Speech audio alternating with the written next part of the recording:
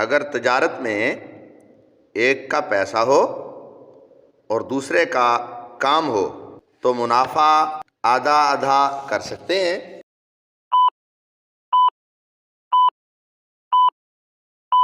الجواب بعون الملک الوہاب، تجارت میں ایک کا پیسہ اور دوسرے کا کام ہو، اسے فقہی اصطلاح میں مداربت کہتے ہیں۔ مداربت میں نفع کا تناسب برابر برابر رکھنا، یعنی دونوں کو آدھا آدھا ملے، یہ جائز ہے، اس میں تو کوئی حرج نہیں۔ البتہ نفع کی جو بھی مقدار مقرر کی جائے وہ فیصد کے اعتبار سے ہونی چاہیے، مثلاً 50%، 60 یا 40، یا ایسے کہیں کہ آدھا آدھا، تہائی یا چوتھائی وغیرہ۔ رقم وغیرہ فکس نہ کی جائے۔ بہت سے لوگ نفع کی ایک متعین مقدار فکس کر دیتے ہیں کہ مجھے نفع میں سے 10,000 روپے دے دینا وغیرہ وغیرہ۔ اس طرح کرنے سے مداربت فاسد ہو جاتی ہے اور یہ ناجائز اور گناہ ہے۔ لہٰذا اس صورت میں فریقین پر لازم ہوگا کہ اللہ جل مجدہ کی بارگاہ میں سچی توبہ کریں اور اس عقد فاسد کو فسخ یعنی ختم کر دیں۔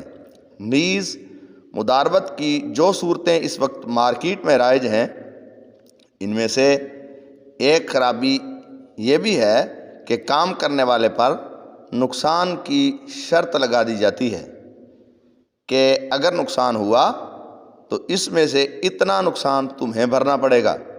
یہ شرط بھی ناجائز اور گناہ ہے۔ البتہ اس کی وجہ سے مداربت فاسد نہیں ہوتی، بلکہ خود یہ شرط ہی باطل اور بے اثر رہے گی، اس لیے کہ شرعی اصول اور قواعد کی روح سے کام کرنے والا اپنی تعدی اور کوتاہی سے جو نقصان کرے گا، اس کا تو وہ نقصان کا ذمہ دار ہے، اس کے علاوہ کسی نقصان کا وہ ذمہ دار نہیں۔ لہٰذا اگر کاروبار میں نفع کی بجائے نقصان ہو گیا تو یہ سارا نقصان مال والے کا ہوگا اور وہ اس پر کام کرنے کی وجہ سے کسی چیز کا مطالبہ نہیں کر سکتا۔ یعنی اس کو آسان کریں تو ایک کام کر رہا ہے اور دوسرے کا پیسہ ہے، تو جو کام کر رہا ہے نقصان میں وہ اگر اس کی طرف سے کوئی غلطی نہیں تو وہ نقصان کا ذمہ دار نہیں ہے، نقصان میں اس کو کچھ نہیں دینا پڑے گا۔ نفع کے اندر وہ شریک ہے، جس قدر اس کو شریک کیا جائے، آدھا ہے، تہائی ہے یا چوتھائی ہے۔